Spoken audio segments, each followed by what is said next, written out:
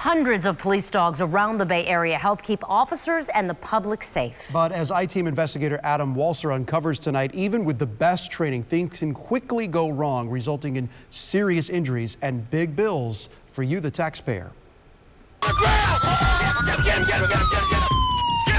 Speed. Dog's gonna bite you. Get up.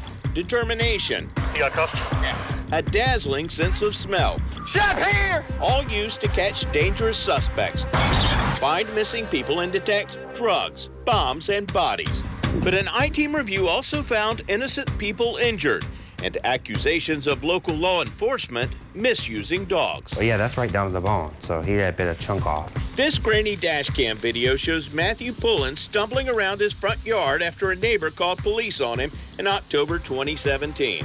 I was intoxicated, I was drunk, and I really didn't pay no mind to the officers. Pullen, an admitted convicted felon and recovering addict, talked back to a Northport police officer.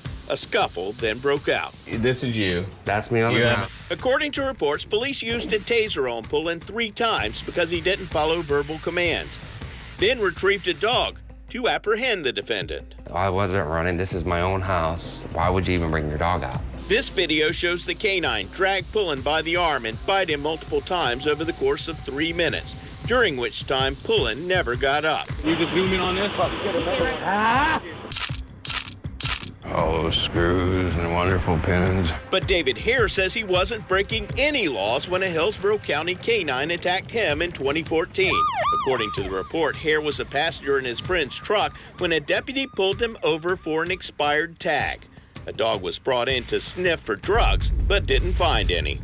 I was just leaning on my cane, speaking with another officer. And the next thing I knew was when the dog had hit me. My arm was tore open, the muscle was tore through here, the shoulder itself, he had yanked so many times, pulling me around the parking lot. The county settled Hare's lawsuit out of court earlier this year for $50,000. What's this done to your life? It's tore to pieces.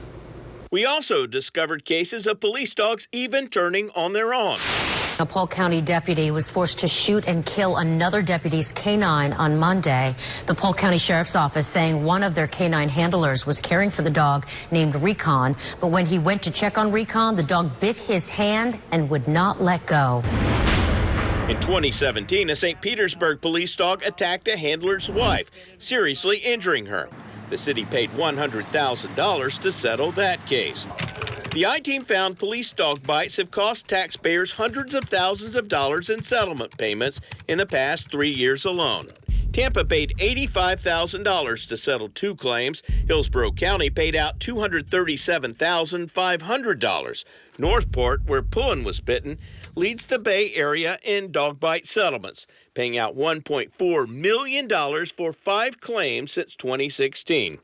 The city's police chief declined our interview request, saying in an email the city's insurance company settled those cases, and his department has never been found guilty of wrongdoing.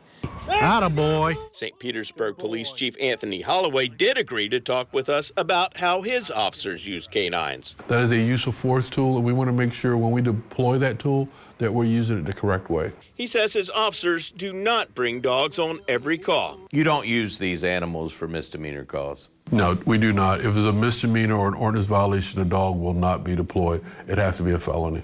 Holloway also says his department tracks all dog bite incidents. If a canine handler has more than 10 bites in 6 months, then it automatically comes to the attention of myself and my command staff, and then we'll review it to make sure there's no issues either with the dog or the handler. They're friendly dogs, but there's certain things that can turn them very unfriendly very fast. Retired Officer Kurt Middleton helped start Tampa PD's canine program in the late 1980s. You put yourself in a high liability area, and you're responsible for them. Middleton worked with 3 canines during his career. He says his dogs never accidentally bit anyone on the job, but both his wife and son were bitten at home. If something happens, he's going to react because of the training that he's been put through, and it may be aggressive towards a person. David Hare knows that firsthand.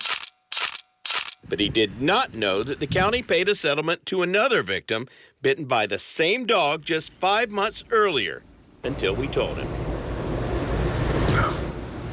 So this shouldn't have even happened to me. The canine that bit David Hare left the force in 2014. The Hillsborough County Sheriff's Office told us after that dog had 2 bad bites in 1 year, it was clear he needed to be retired.